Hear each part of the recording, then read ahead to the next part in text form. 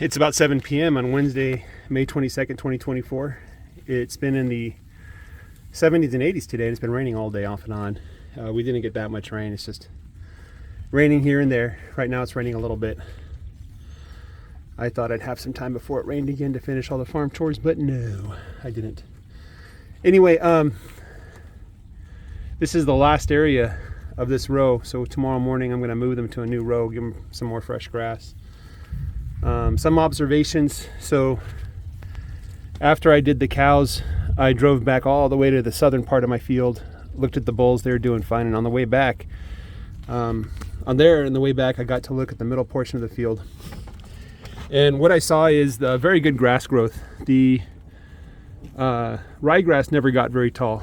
It was probably only up to my knees at best, but there are other kinds of grasses that are growing quite well.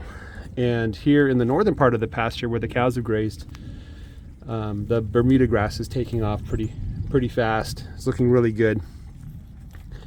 I do see lots of weeds too. There was I think it was Grazing 365, Ben from Grazing at 365. He explained that if you're doing selective grazing, where you let the cows pick and choose what they're going to eat, and you don't push them to eat all the undesirable foods, then you're going to end up with just a bunch of weeds. And that's not what I've been doing. I've been, well, I shouldn't say that way. That doesn't make any sense. Could be taken either way. Last year I did a 3-week rotation of the animals. So they got very wide areas. They got to pick and choose whatever they wanted to eat. And they didn't really heavily graze anything. Then in late July, I took a trip to Korea. Took my family on vacation there just to, get to see their family and see all the sights and everything. And so from late July to mid-August, I was in Korea. So I had my neighbor move the cows to the southern half of the field. And I think it ended up being like probably a week and a half in the northern half and a week and a half in the southern half. And I figured by the time I get back, there should be plenty of grass there. But I think they overgrazed a little bit in the southern half. There just wasn't a lot of grass. It seems late July is when it stopped raining. And then we had a bit of a drought last year. So anyway, so the southern half of the pasture never really recovered from that grazing cycle.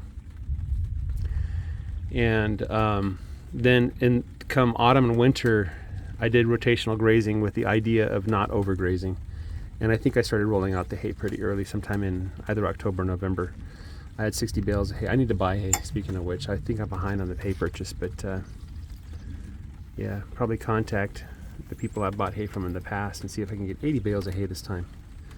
And yeah, anyway, so I haven't really been doing the non-selective grazing that Grazing 365 recommends. And I don't think even here what I've done would qualify as non-selective grazing.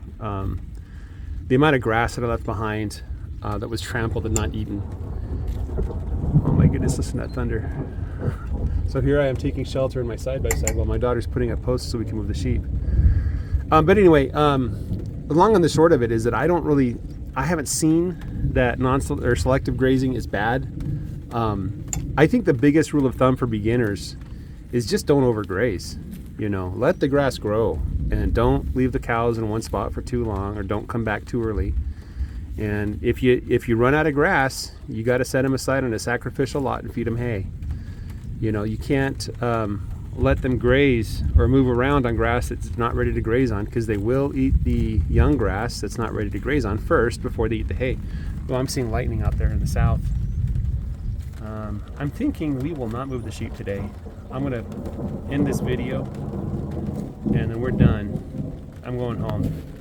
I don't see any reason to risk our lives in a storm. All right, guys, have a great day. Take care. Bye-bye.